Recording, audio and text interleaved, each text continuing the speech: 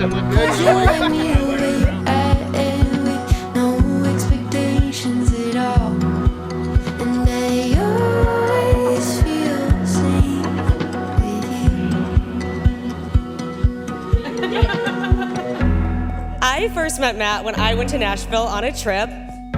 Melissa mentioned there was this guy that she had been talking to. He was outdoorsy, adventurous, and naturally I'm like, I'm in town, I gotta meet this guy, because what if he's somebody?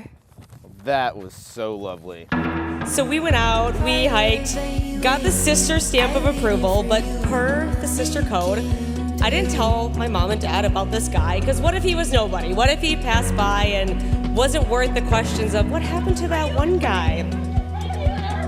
Fast forward a few months, and Melissa mentioned this Matt guy to my parents and casually drops that they're gonna go on a mountain adventure up into a cabin and have a weekend. And so that was a lot of news, obviously for my parents, but exciting nonetheless. You know, who's this new guy? You look beautiful. Oh my goodness. Woo! So the next day, I get a text from my mom, and it says, haven't heard from Melissa this morning, with a sad face. Sure hope this guy is trustworthy. I reply and say, she's fine. There isn't great service out there, I'm sure. Sheila responds, clearly concerned, and says, I know so little about him. I watch too many shows about stuff, but I'll stop worrying now. Footnote, those shows are like 2020, Dateline, The Murder, you know, Unsolved Mysteries. Yeah, that's what those were. I just wanna make you comfortable. Hi, buddy.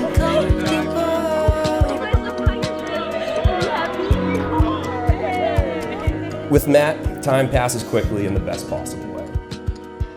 There's a certain sense of comfort he brings to every situation I can't quite explain. But if you've spent an extended period of time with him, I'm sure you'd agree. He's a chameleon in the sense that no matter the situation, he can adapt and enhance the scenario.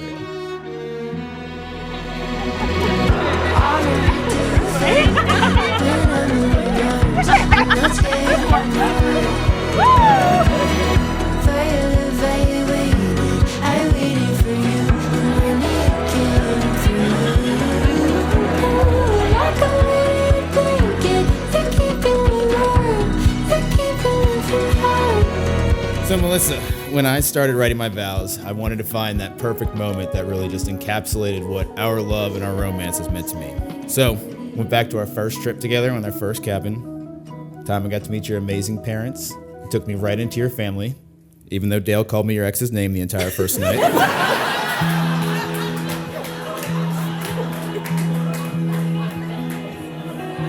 Sorry, Dale, that was funny. All right.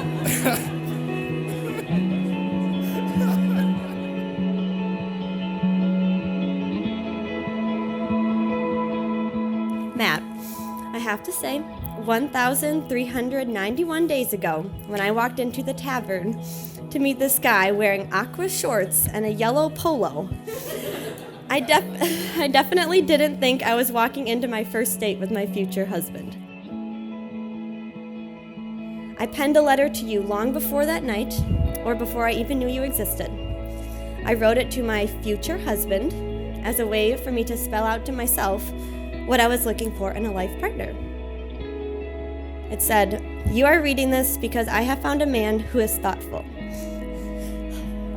A man who makes our relationship feel like a priority. A man who isn't afraid to tell me how he feels, the good feels as well as the bad feels. I'm thankful for the way you look at me, a way that says, I don't know what I would do without you. And finally, I'm forever grateful for the way you make me feel. You make me feel safe, loved, worthy, and confident, and I love that." Now, if that doesn't describe Matthew James Barber, my future husband, then I don't know what does. I'd say I definitely got it right.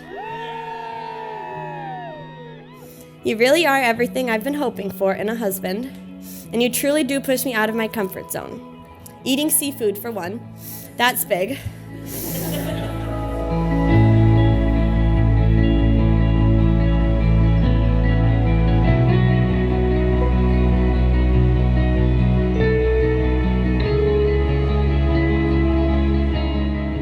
After an hour, I'd gone through every book we had from 2019 to 2022, and it was clear to me there wasn't a single moment that I knew that I loved you. It was every moment. I've loved every moment together. Just encapsulates. Sorry, I'm getting a little choked up here. It just every day has been perfect, and I don't want to change anything. Oh, thanks. Use tissue.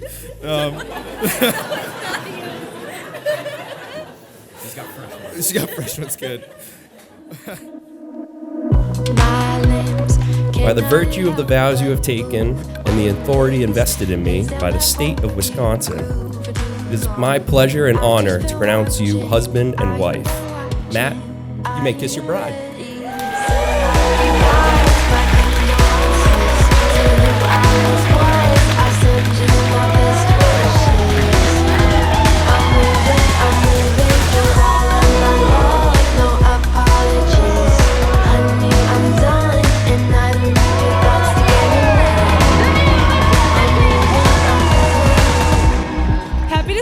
We have come a very long way from Sheila wondering if this guy is trustworthy and going to murder her daughter at a cabin in the woods, to now celebrating them on their wedding day. Matt has well earned his stamp of approval within our family, but keeping her happy is always a very important part of a marriage. And so, as a welcome to the family, here's a bag of peanut butter cups. That is for all of the times you don't want to get off the couch, but you don't want to pick up the dog poop for the dogs that she insisted on having, or for the times that you're trying to win an argument.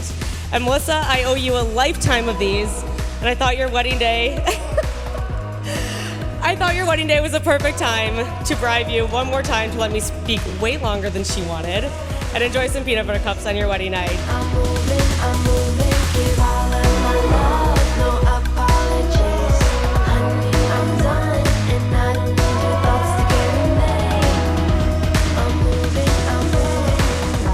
I vow that I will always be your best friend, and I will wake up every day looking forward to making new memories with you. I vow to be that adventurous partner with you and travel the world and stop at every gas station to get your Reese's, even if you pretend I shouldn't. I vow whenever you are sad, I'll give you an obnoxiously big hug, and I will tell you my terrible jokes until you're happy again, especially when it's my fault. I vow to always have a minimum of 2 golden retrievers in the house. I know that's a requirement, so I figured I might as well vow it.